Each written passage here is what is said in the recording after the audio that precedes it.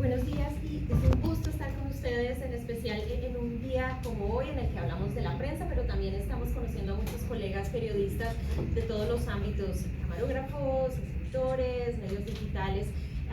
Gesell ya tocó parte de lo que obviamente es la noticia falsa. Les voy a hablar un poco más desde mi experiencia y ponerlo más en la acción de lo que yo me encargo de hacer como periodista.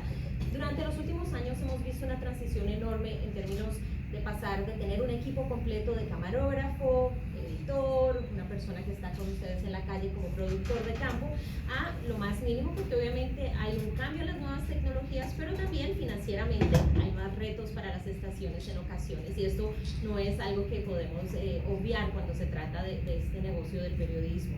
Pero también es una vocación y una responsabilidad. Recordemos que la prensa es conocida como el cuarto poder, y siendo uno de los poderes más importantes que hay, es el que está más de cerca con la gente. Y es parte de nuestra responsabilidad lograr que nuestras noticias sean no solamente claras, balanceadas, pero que también tienen un propósito social a la hora de educar, de entregar información verídica a las personas. De ahí la importancia de esta verificación de los hechos. A veces hablamos y pensamos que la verificación de los hechos es algo nuevo, que estamos en una nueva generación en la que es ahora que se habla de la verificación de los hechos. Si hacemos referencia a los años 20 en los Estados Unidos, cuando se empezaba en ese momento a formar la revista Time, los dueños de esa revista crearon el primer título oficial de verificación de los hechos, y era una persona que se encargaba específicamente de verificar que los artículos, cada elemento en el artículo, había una verificación. Eventualmente lo hicieron otras revistas como la New Yorker, lo hicieron en ese momento Fortune Magazine, y se convirtió en un trabajo real. Es difícil concebirlo hoy en día porque han pasado tantos años y no teníamos ese conocimiento. Desde luego en los años 90 hubo despidos y este trabajo se terminó. Mucha gente ya dejó de verificar los hechos.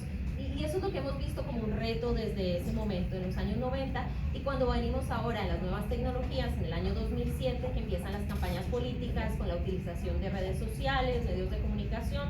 Recordemos que la administración Obama fue la primera en utilizar las redes sociales y a los jóvenes como parte de ese nuevo impulso. Y ahí es donde viene esta idea de cómo cubrimos noticias, de qué manera las cubrimos y cómo podemos verificar la información. Y el reto se hace más grande hoy en día con la inteligencia artificial, donde desde luego se puede construir muchísimas cosas, como decía Gesell, pero también se puede generar situaciones que pueden ser peligrosas para la misma audiencia. Y esto lo vamos a tener que ver en las próximas elecciones en la República Dominicana, en Guatemala, que viene para elecciones, y Estados Unidos, que se prepara unas nuevas elecciones. En mi trabajo periodístico, el reto más grande es trabajar con equipo muy limitado y estando en lugares donde el internet es fundamental para tener acceso a las fuentes.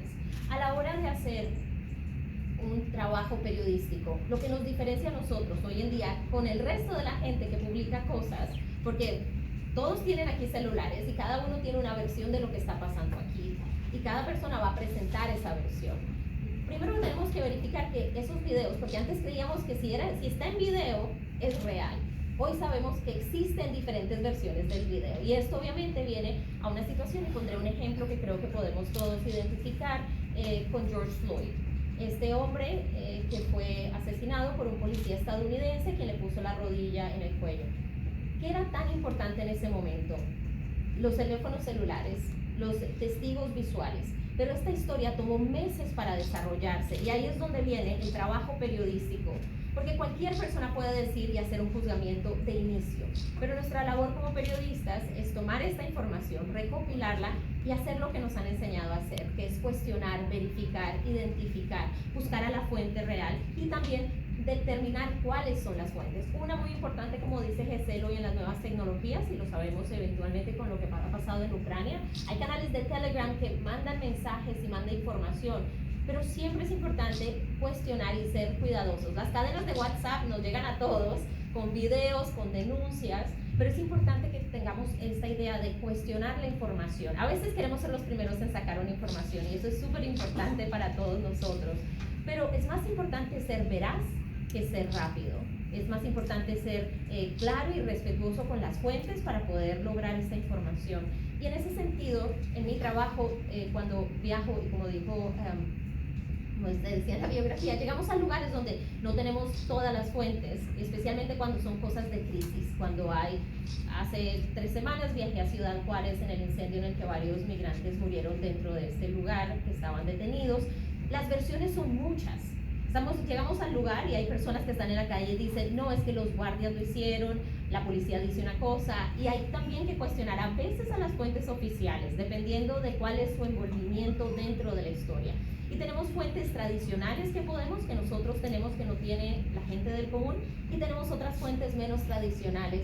Y desde luego, parte de nuestra labor, y creo que ahora es mucho más importante que en el pasado, es ser más conscientes de cómo podemos hacernos a fuentes dentro de los lugares públicos que puedan darnos información correcta y detallada acerca de las cosas. Las fuentes oficiales son importantísimas porque nos ayudan en ocasiones como tiroteos, derrumbes, qué se está haciendo, cómo se está haciendo. Y eso obviamente contrasta lo que hace un influencer que llega a un lugar igualito que llega un periodista, de hecho a veces con muchas más cosas que nosotros, a cumplir una historia. Y también algo que hemos aprendido, y obviamente hay una presión para crecer las redes sociales y para que haya más seguidores, la gente se va a quedar con quien le da la información que es correcta. Una persona no se quiere sentir engañada y eventualmente lo va a hacer si la fuente no es real. En mi trabajo diario, el reto más grande es poder hacer todo el trabajo de manera adecuada, precisa y con tiempo. No solamente grabar la historia, que la grabamos nosotros, es editarla, es producirla, pero tenemos un apoyo grandísimo con nuestros editores, quienes nos revisan nuestros textos. Que haya más de 2 ojos en un libreto es importante, que haya información y que seamos muy responsables a la hora. Y otra cosa que yo le puedo compartir a mis colegas periodistas y es que estemos muy informados constantemente. El contexto nos ayuda a que nuestras historias sean claras y verídicas, y que además de eso tengamos un conocimiento histórico de muchas otras cosas. A veces se nos olvida que la historia nos da la información que permite contar las historias de una manera correcta, porque tenemos antecedentes. Tan solo si en la esquina de aquí, por ejemplo, hay un accidente y se estrellan 3 carros y hay personas heridas, si hay que correr a contar la historia, a pesar de que no tenemos muchos detalles, ustedes que viven acá saben, pueden decir, bueno, en esta esquina han pasado 10 accidentes en el último mes, de acuerdo a la información del Ministerio de Transporte. Este tipo de cosas nos permite que en ocasiones donde las noticias son rápidas, tengamos un contexto que nos permite entregar información y no nos sintamos que estamos dando simplemente palabras por palabras, porque a la larga lo más importante que tiene un periodista es eso, es su palabra que sea clara y verídica. En términos de manejar las redes sociales, creo que es un reto que vamos a enfrentar todos, desde los más jóvenes hasta los más mayores, porque existe ahora también una interacción con el público. Y entonces hay una presión que no se tenía antes. El periodista iba en televisión y daba su noticiero y bueno, de vez en cuando recibía cartas en el noticiero o alguna persona le decía algo en la calle.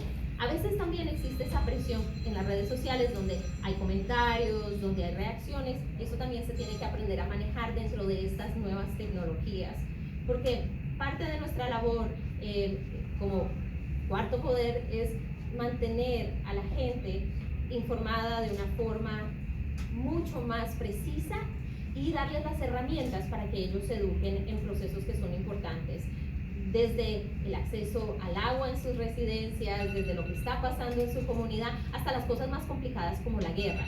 Y el hecho que me comentaba una de las periodistas de uno de los periódicos locales, me preguntaba que si eso era un reto y cómo podía una persona se le podía dar información real. Y creo que algo que La Voz de América ha hecho, que creo que es importante resaltar en esta presentación, es el uso de explicativos para poder, y esto lo han hecho otros medios también, pero La Voz de América pueden revisar nuestra página en vozdeamerica.com, en donde pueden encontrar explicativos precisos, información rápida, en la que se le puede contar a la gente cosas y procedimientos.